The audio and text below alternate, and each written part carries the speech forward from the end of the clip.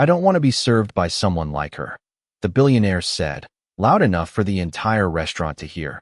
And just like that, the quiet rhythm of the evening shifted as glasses paused mid-air and conversations softened into silence while Emily Carter stood beside the table, her hand steady around a porcelain cup of coffee that had already begun to cool, her expression unchanged, calm, almost distant, as if she had heard worse before and learned long ago that dignity didn't need to defend itself. Richard Hale didn't look at her when he spoke, his attention fixed on the skyline beyond the floor-to-ceiling windows where Manhattan glowed in soft gold light, a view that had cost him more than most people would earn in a lifetime, yet somehow still failed to hold his interest for more than a few seconds.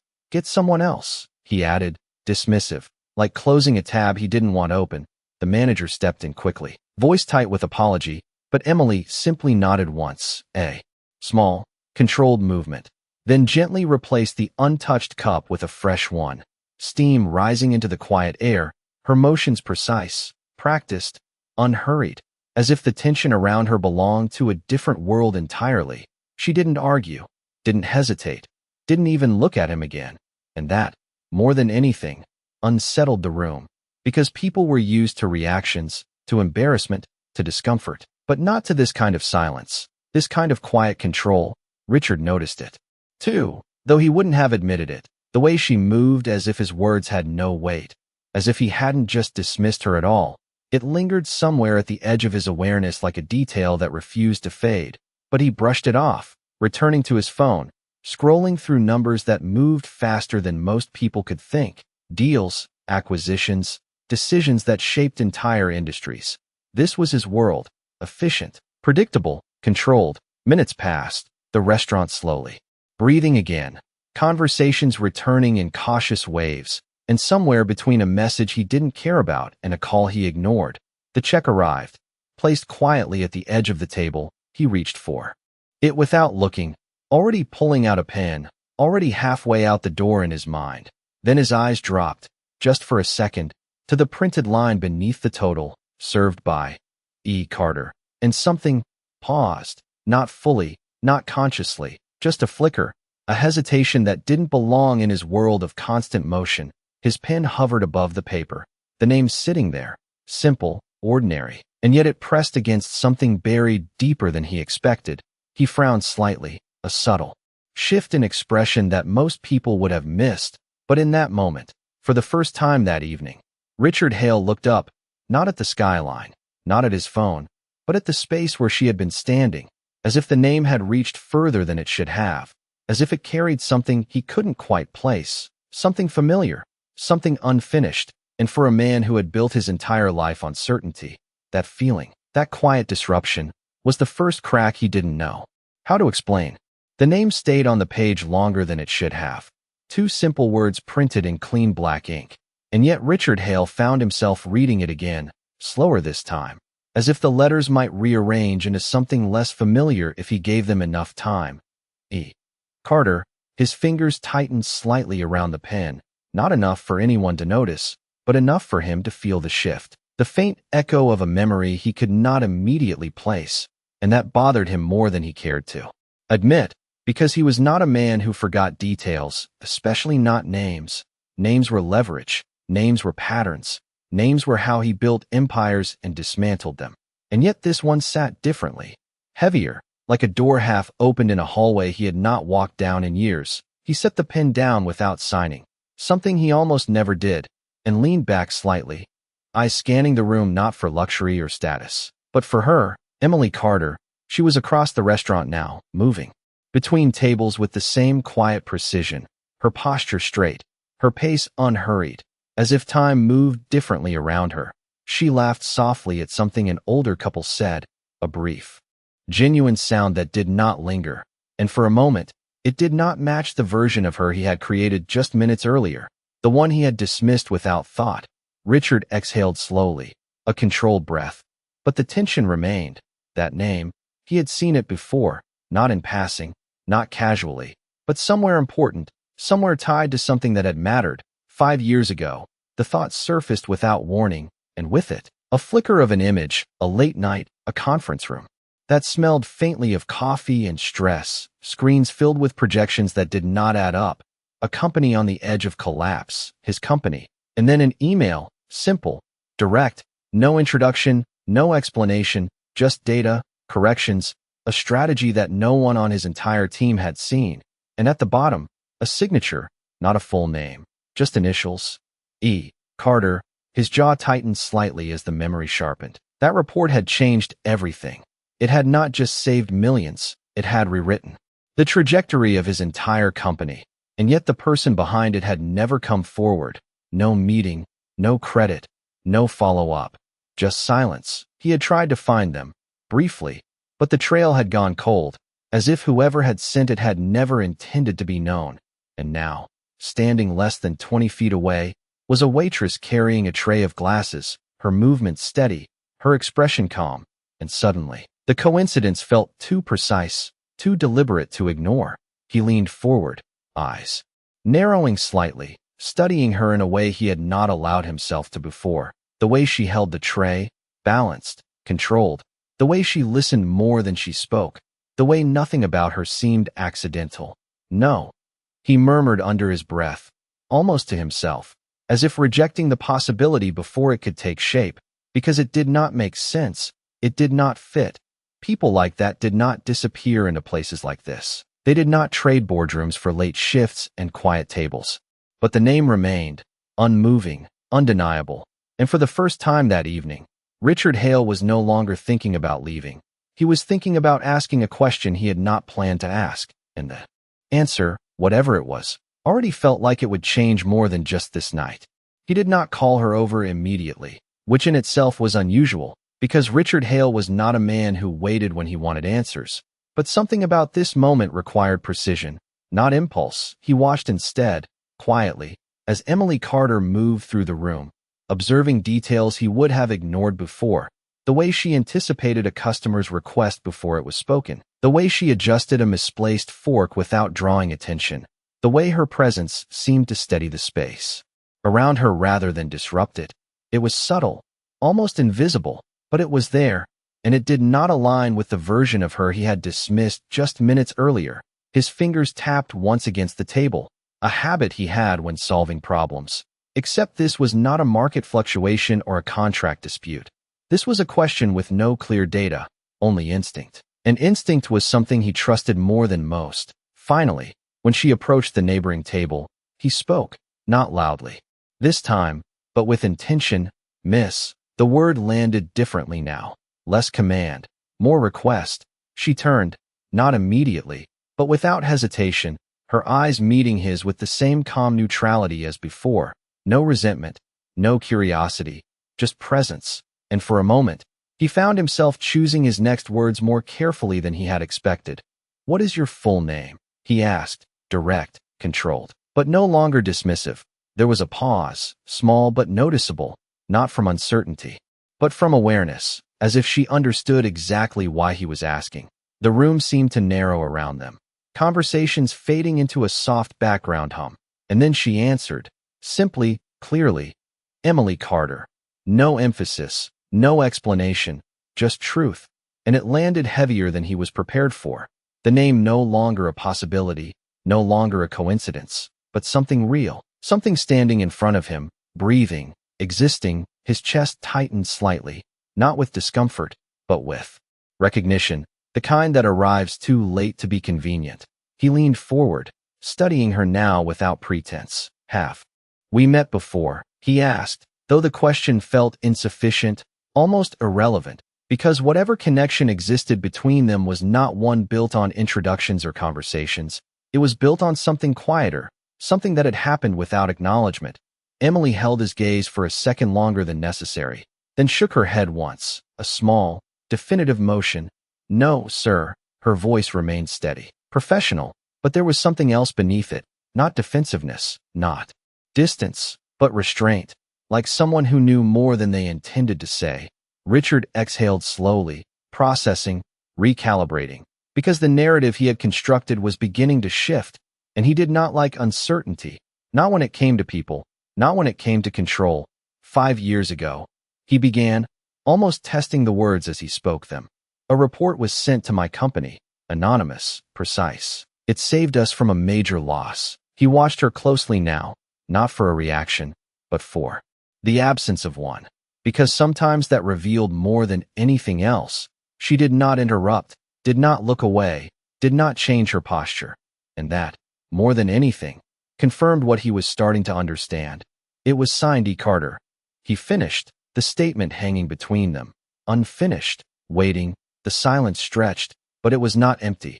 It was full of everything unsaid, everything unclaimed, everything that could have been different. Emily glanced briefly at the table, at the untouched coffee that had long since lost its warmth, then back at him. And when she spoke, her voice was softer, but no less certain. I have other tables to take care of. It was not an answer, not directly, but it was not a denial either. And that was the moment everything shifted, because Richard Hale realized that whatever truth he was searching for, it was not something he could demand, not something he could purchase. It was something he had overlooked, something he had let pass without even noticing. And now, standing in front of him, it was no longer invisible, and neither was she. She walked away before he could respond.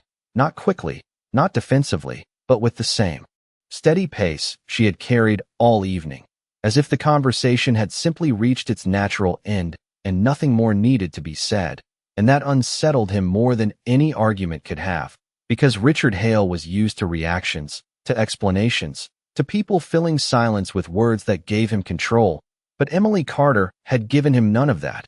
She had left him with something far less comfortable: space. He remained seated, his hand resting near the untouched coffee, now completely cold, the thin layer of steam long gone, replaced by stillness. And for the first time in years, he did not reach for his phone to fill the gap. He did not check the time, did not respond to messages waiting for him, because something more immediate demanded his attention, something he could not delegate or ignore: his own memory. He leaned back slightly, eyes unfocused for a moment as the past began to rearrange itself, not as a series of events, but as a pattern he had failed to see. 5 years ago, the company had been close to collapse, numbers that did not align, projections that felt too optimistic, a deal that everyone around him insisted would secure their future. But something had been wrong, something subtle, hidden beneath layers of confidence and assumption. And then that report had arrived, unrequested, precise to the decimal, identifying flaws no one else had noticed, offering solutions no one else had considered. It had not just corrected the course, it had exposed a deeper issue, a systemic oversight within his own leadership. And he remembered now, more clearly, the aftermath, the urgency to stabilize, the decisions made quickly, efficiently, cutting what he believed to be unnecessary risk, including departments, positions, people. He had not asked questions then, not beyond what the numbers required, because numbers did not hesitate, numbers did not need context. They simply moved forward. And now, sitting in a quiet restaurant with a name echoing in his mind, he began to understand the cost of that efficiency. He looked up again, finding her across the room. She was kneeling slightly beside a table, listening to a child explain something with animated gestures, her expression softening just enough to show she was present, truly present, not performing, not distracted. And when she stood, she adjusted the table setting with the same care she had shown him, despite everything, despite his words. And that detail landed heavier than anything else, because it meant her actions were not conditional, not dependent on how she was treated. They were consistent, intentional. And that was something he had not accounted for. He pushed the chair back slowly and stood, the movement deliberate, drawing a few quiet glances from nearby tables. But he did not notice them. His focus fixed on her, not as a waitress, not as a stranger, but as a variable he had misjudged. He crossed the distance between them without haste, each step measured, as if recalibrating with every second. And when he reached her, he did not speak immediately, something he rarely allowed. But this time, words required accuracy, not speed. 5 years ago, he said finally, his voice lower now, stripped of its earlier edge. After that report, there were layoffs. He paused, not because he did not know what to say, but because he was beginning to understand what it meant. Your name, he continued, more carefully. Was it ever on my payroll? The question was not accusatory, not defensive. It was something else entirely, something closer to realization.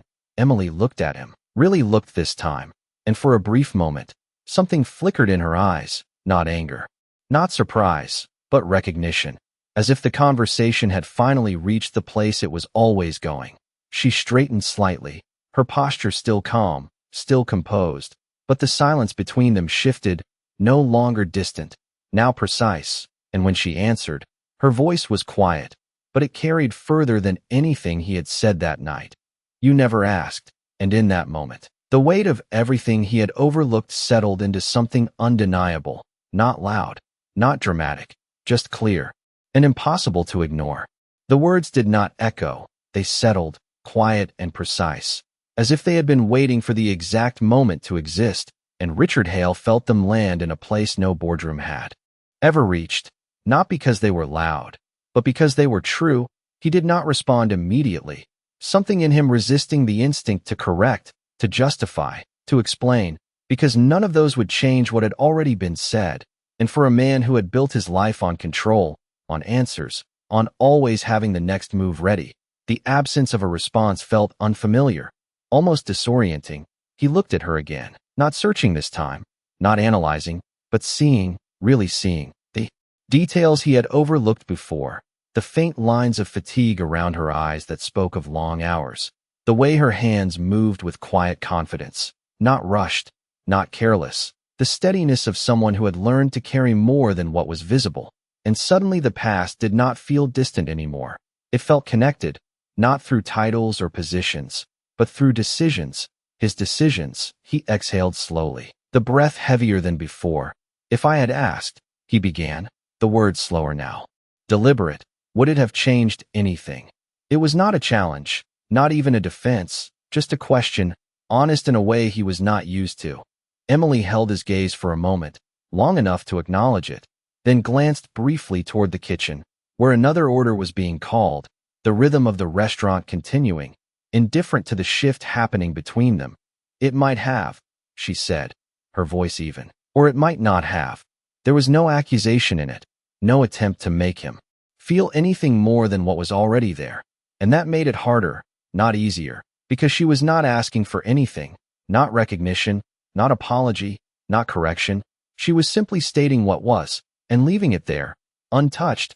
Richard nodded slightly, more to himself than to her, processing, recalculating, but this time without numbers, without projections, just consequences, real ones, the kind that did not appear on reports, the kind that stayed long after decisions were made. He glanced down at the table, at the untouched bill, the cold coffee, the small details that now felt symbolic of something larger, something unfinished. "You wrote that report," he said finally, not as a question, but as an understanding, and for the first time, there was a shift in her expression, not a change in composure, but a slight pause, as if the truth had been acknowledged without needing to be claimed. She did not confirm it, did not deny it. She simply met his gaze with the same quiet steadiness, and that was enough, because in that moment, Richard realized that the answer had never been hidden. It had just never been asked. He straightened slightly, the weight of the realization settling into something clear, something undeniable, and for a brief second, he considered what he would normally do: offer something, fix something, create a solution. But this was different. This was not a transaction, not a problem to solve. It was a moment that required something he had not practiced in a long time: accountability. "I should not have dismissed you," he said, the words simple, unpolished, but real. And they did not carry the usual authority he was known for. They carried something else, something quieter, something closer to respect. Emily listened, her expression unchanged, but there was a slight softening, not forgiveness, not approval, just acknowledgement, as if the words had been heard and placed exactly where they belonged. No more, no less. She adjusted the edge of the tablecloth beside her, a small, habitual motion, then looked back at him. "People do that," she said, not bitter, not resigned, just factual. They decide what they see before they actually look. And with that, she stepped back slightly, not distancing herself, but returning to her role, to the rhythm of the evening that had never stopped for her. And Richard stood there for a moment longer, the noise of the restaurant returning around him. But something inside him remained still, because for the first time that night, he understood that what he had lost was not just an employee or an opportunity. It was the chance to recognize someone when it mattered, and that was not something money could bring back. He did not move right away, even after she stepped back into the rhythm of the room, even after another server passed between them carrying plates that clinked softly under the warm light, because something in him had shifted into a slower pace, one that did not rush to conclusions or close conversations too quickly. Richard Hale stood there longer than anyone expected, longer than he himself would have allowed on any other night, watching as Emily Carter continued her work as if nothing had changed, and that was what stayed with him, not what she had said, but what she had not changed, her tone, her posture, her attention to detail. It was all the same, untouched by his apology, untouched by his realization, and that told him something he had spent years overlooking. Consistency was not something people performed, it was something they carried, regardless of who was watching. He turned back toward his table slowly, each step measured, the city lights still glowing beyond the glass, but no longer the center of his attention. He sat down again, the chair sliding softly against the floor, and for the first time since he arrived, he picked up the cup in front of him, the coffee now cold, the surface still, and he took a small sip anyway, not because he wanted it, but because it felt like something he needed to do, something grounding, something real. He set the cup down carefully, his gaze drifting again toward the printed line on the check, served by E. Carter.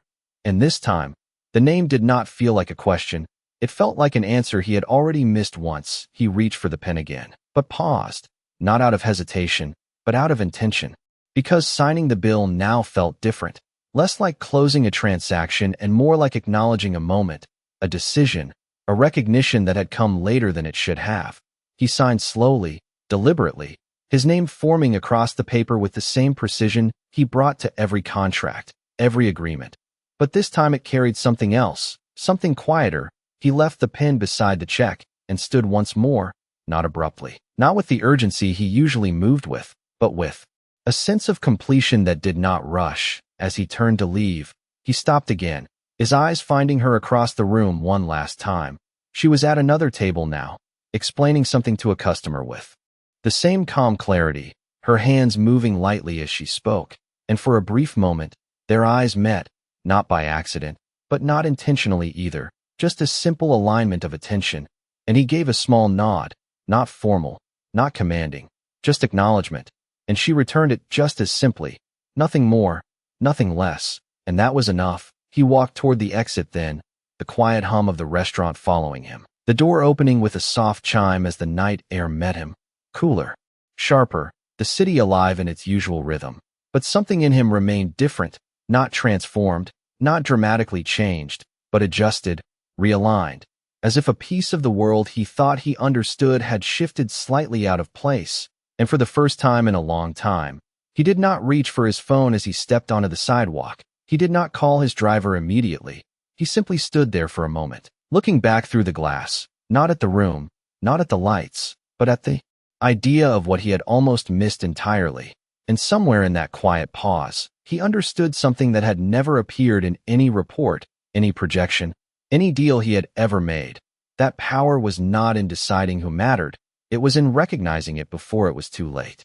He should have left, and by every standard he had lived by, the night was already over, the interaction complete, the conclusion clear, but something about unfinished understanding did not sit well with him. Not anymore. Richard Hale stood on the sidewalk for a few seconds longer than necessary, the cool air brushing against his face, the city moving around him in its usual relentless rhythm, taxis passing, voices blending into the distance. Yet his attention remained anchored behind the glass doors he had just walked through. He exhaled once, slow, controlled, then turned back, the decision forming without announcement. Without hesitation, he pushed the door open again, the soft chime repeating, subtle but noticeable.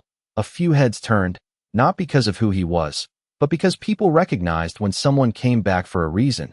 Inside, nothing had changed, and that was the point. Emily Carter was still moving through the room with the same quiet focus, as if the world did not adjust itself around moments.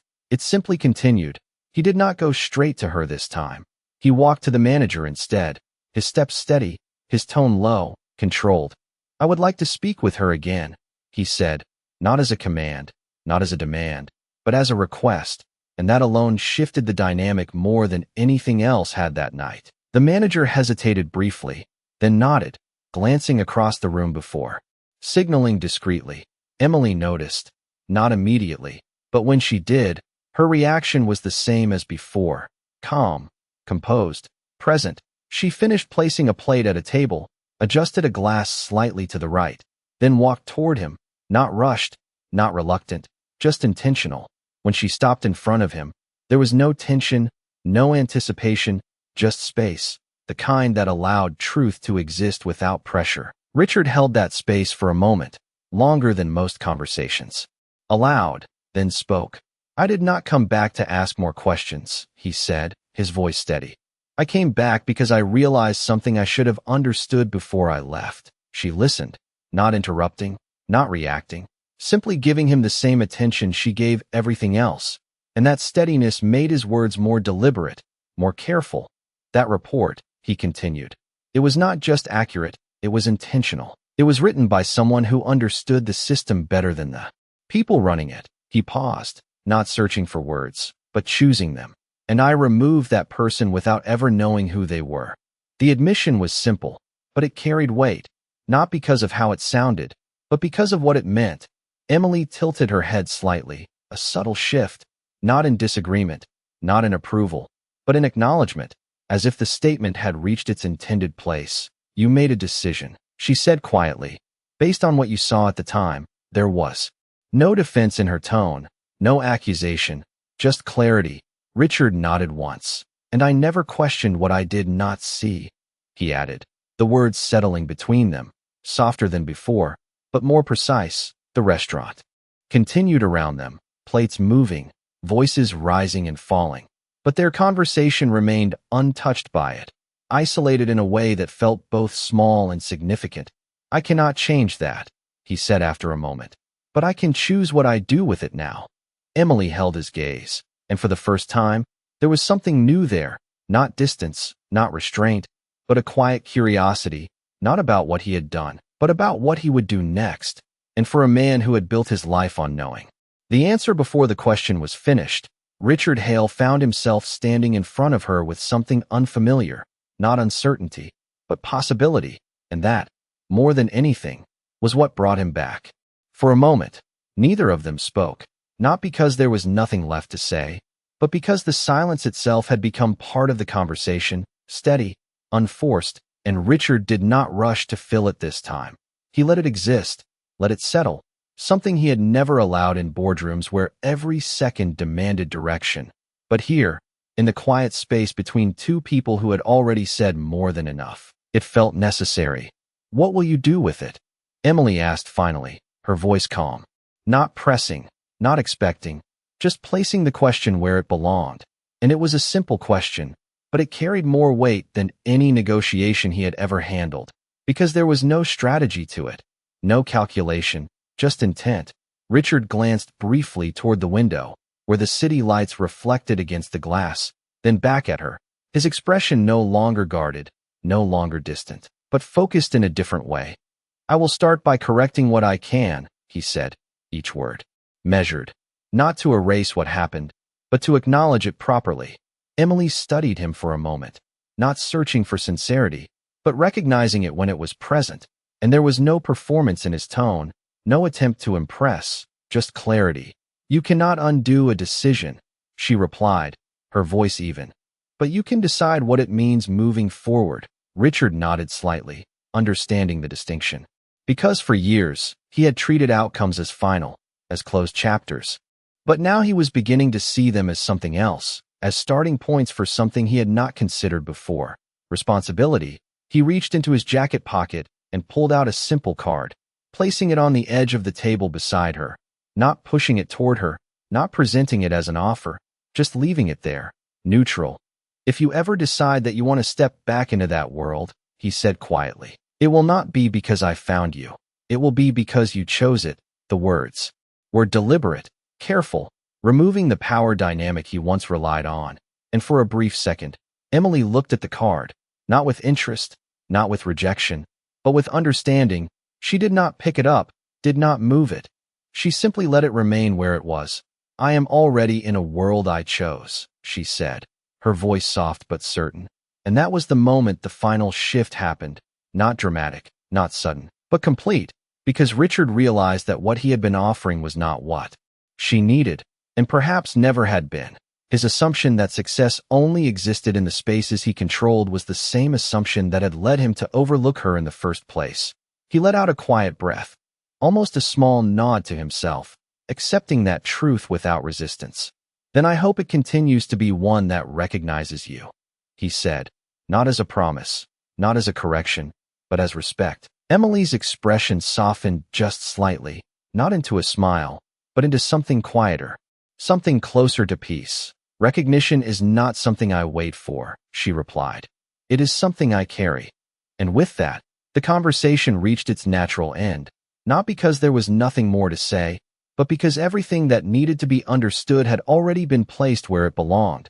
She stepped back again, returning to the flow of the restaurant, the same way she had before, unchanged. And Richard stood there for a moment longer, not searching for a final word, not trying to extend what had already concluded, but simply acknowledging the weight of what had happened, not as a mistake, not as a loss, but as a lesson that had arrived later than it should have. And for the first time in a long time, he did not try to control how it ended. He simply accepted that some moments were not meant to be owned, only understood. The night did not end with a dramatic gesture or a final exchange that demanded attention. It ended the way most meaningful moments do, quietly, almost unnoticed by everyone except the ones who lived it.